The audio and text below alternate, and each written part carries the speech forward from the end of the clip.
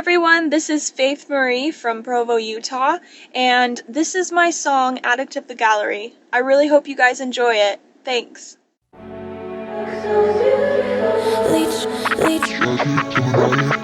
I play Russian roulette with my sleep every night, collecting more wrinkles underneath my eyes. If only I could tell you how much I love the pain and the struggle. I'm addicted to the sorrow.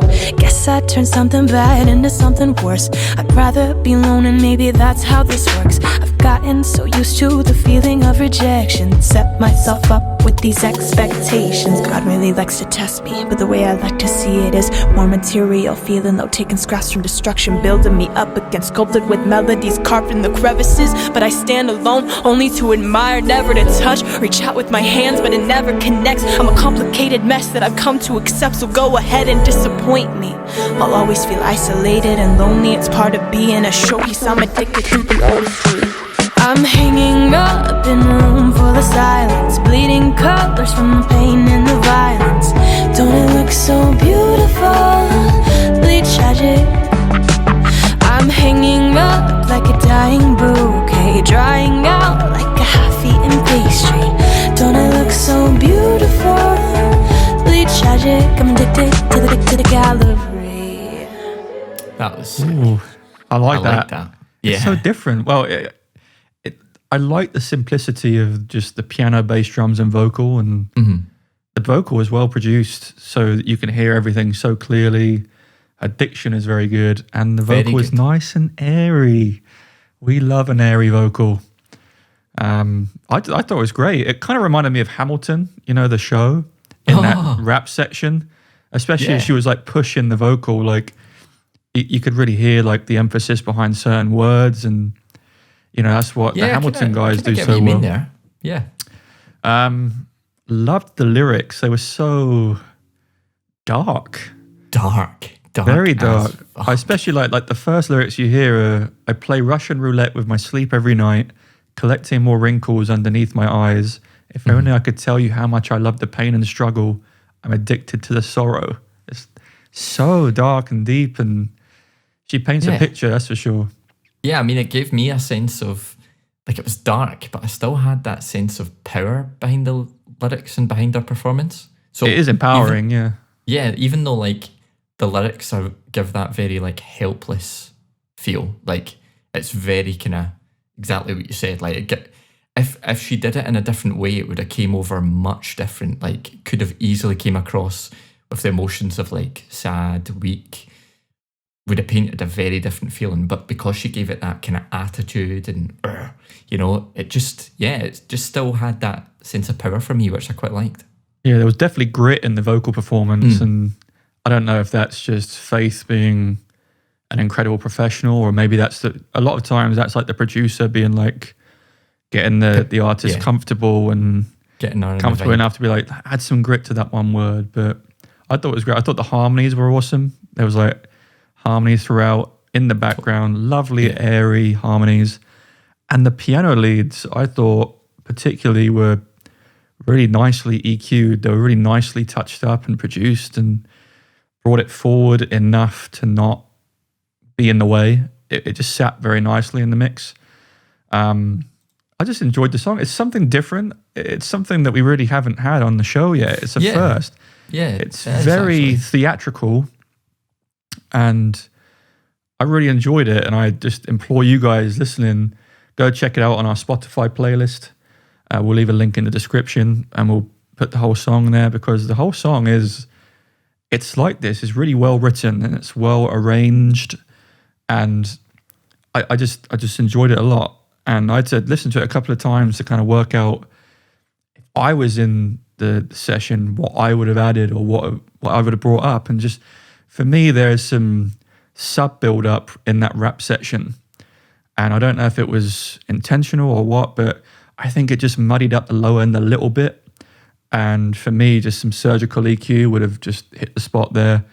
I couldn't, because it's in the subsection, I couldn't pinpoint exactly where it is, but there was just one thing that was coming up and kind of bugging me a little. But again, producers' ears listening to it, you wouldn't tell if you had some, unless you had either good speakers or good headphones. Yeah. But Was that in the verse, like the kind of glitchy yeah, subby bit? Yeah. I don't know if it was like the glitch of the sub in the background or the glitch of the bass, but there was something there that just like wasn't popping, but Yeah, I think it was popping. I'd agree with it, but like I could have said like I think they deliberately did that from like a sound design perspective. But unlike you, like it maybe just bled into just a wee bit of being distracting, and like it almost made me think as if she wasn't using a pop shield, but it was an effect, definitely. It wasn't the fact she wasn't using a pop shield. sure, for sure. Yeah. But yeah, what about you? What do you think, mate?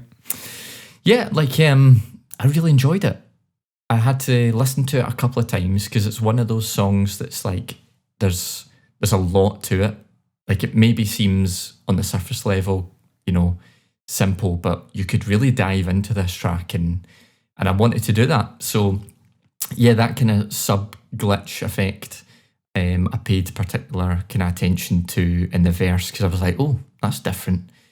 And initially, I thought, oh, like the vocals popping, like I can hear her plosives, and then I realised, oh no, it's like this kind of glitchy subsonic wobble, and then I quite liked it, quite like respected that because I've never cool. heard that before. So as soon as you like, it's difficult now with the amount of music I listen to, and these days I think producers are always trying to push their productions to get like weird and wonderful sounds. Like people record like an axe chopping a bit of wood and use that as a snare, Exactly. I think that's what they did in like the middle song by Zed. It's just like crazy. But yeah, I loved there was this like low held sub, which was pretty simple, but it added such a low warmth to the kind of very intro verse. And I really liked that. And then it was removed when she came into the rapping section, and the rap was like very like dry. Like the vocal was completely dry compared to the singing, which was still quite dry a vocal. It wasn't like layered with loads of reverb. But I just liked the fact that you had that distinction coming in, and it really kind of emphasised that plosy punchiness that she did when she was rapping, which, yeah, I really liked that. Really liked the level of her vocals.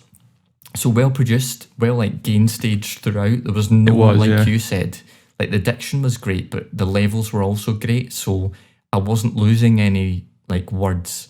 And we've spoke about in the show before, like sometimes we find it difficult to hear what you're singing about. If those vocals get lost in the mix. But they certainly didn't in this track, and that's something I really enjoy personally because I love to just hear what it's about, what the lyrics are, and I really liked on certain lyrics she had the centre image of her lead vocal, and then on certain kind of phrases to emphasise it, she had hard panned, like kind of vocals that would come in as if it was like a side chant. I really like that. But yeah, there's not much I would say in the form of like improvement other than that sub glitch. I did like it, but yeah, other people that maybe would listen to it in another way might mistake it for the like a popping vocal, and maybe just a bit less of like, I think it was like 400 hertz region of her voice, just ever so subtly. Just, it might have been the microphone used, or it might have been the room, I'm not entirely sure, but just a wee bit ducked out of that would have been the icing on the cake for me. And that's really it. Yeah, I really enjoyed this one. It really did remind me of that Hamilton kind of vibe, and I love Hamilton. So I think it was just really well done. Dun, dun, dun, dun, dun, dun. Let's not get into it, Andy. But I won't put our listeners through that. Please don't. No, that's not what anyone wants on the show. But yeah, thank you, Faye, for sending that in, because that was a really enjoyable song. Totally.